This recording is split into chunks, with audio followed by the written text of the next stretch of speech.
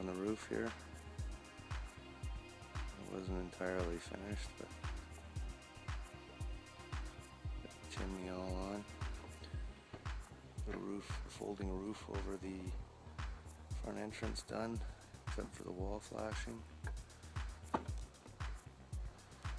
And then this one here is the roof over the slide out. And you can see I got the wall flashing all done.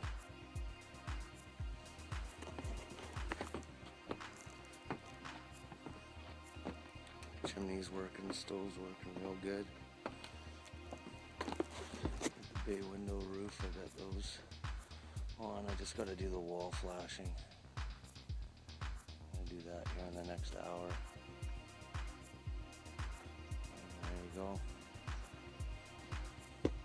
By the way, that was free.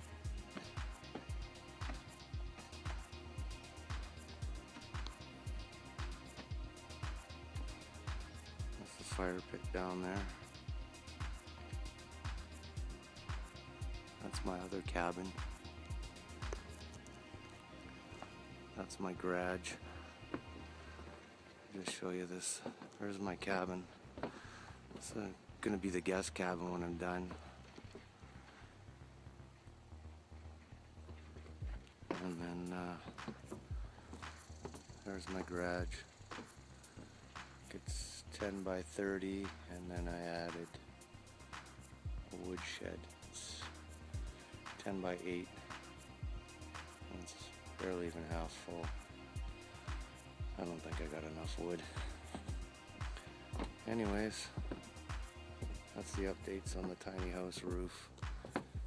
A couple more pieces of wall flashing, and we're closed in here.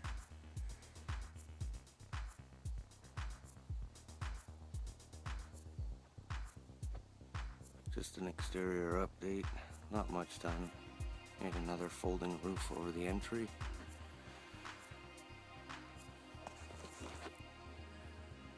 Place is a pigsty. So I just gotta put a wall flashing on that. I'm gonna do that in the next hour. And then the roof will be completely finished. There's the wall flashing. I'm gonna put some up there on the big window as well.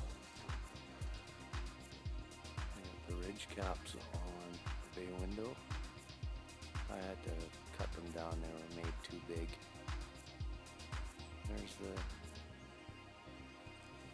There's the chimney.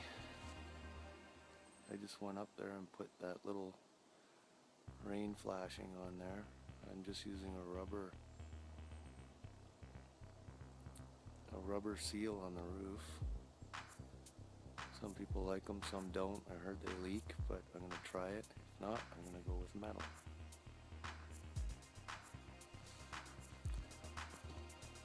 So I'll just go around here now.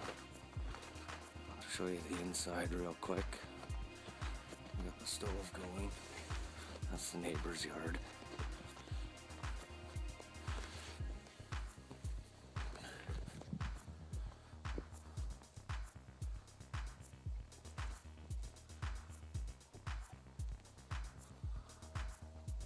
So you can see the chimney's just a hair under 3 feet from the top of the roof, so it's pretty low, and it just unscrews.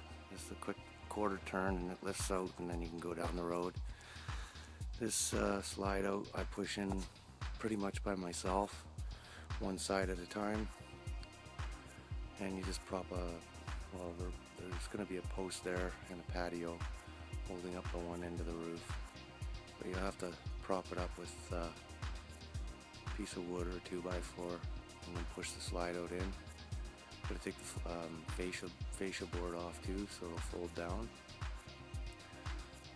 And about an hour that thing's pushed in and folded down. Get up on the roof, take the stovepipe out. Go on the back door here, I still need to get some doorknobs. And there's the wood stove I was gonna paint it. I just haven't had time. But I'm gonna paint it soon. But I got all of this. The stove. And I think I had to buy a couple pieces of pipe there. These two pieces. For 30 or 40 bucks. And then I got the whole chimney assembly, the chrome and that tapered piece. That was all with the stove. Just went and bought one of these at Canadian Tire. About 50 bucks, good deal. I spent double on another one that I have in the other place. And not much to tell in here yet. It's just all closed in and ready to do wiring and stuff, so. It's basically the second time I fired up a stove. I think this is the longest it's been running. I hit it with a wire wheel and cleaned it all up, but it's already got rust on it because I didn't paint it right away. So there are some of the beams in the front door. And if you notice, there's tar paper on the wall here. I was gonna try and cut corners and use the plywood as my exterior sheeting and then just put battens over it, but I quickly determined that that wasn't gonna work, so that's why there's no tar paper in all of the other spots. Because I decided I'm gonna go with regular cedar siding.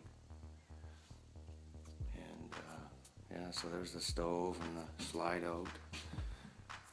And I just stuffed all of that full of insulation so that it's nice and cozy in here. I get a couple of doorknobs in there and then there. And pretty much I would say all the holes are sealed at that point.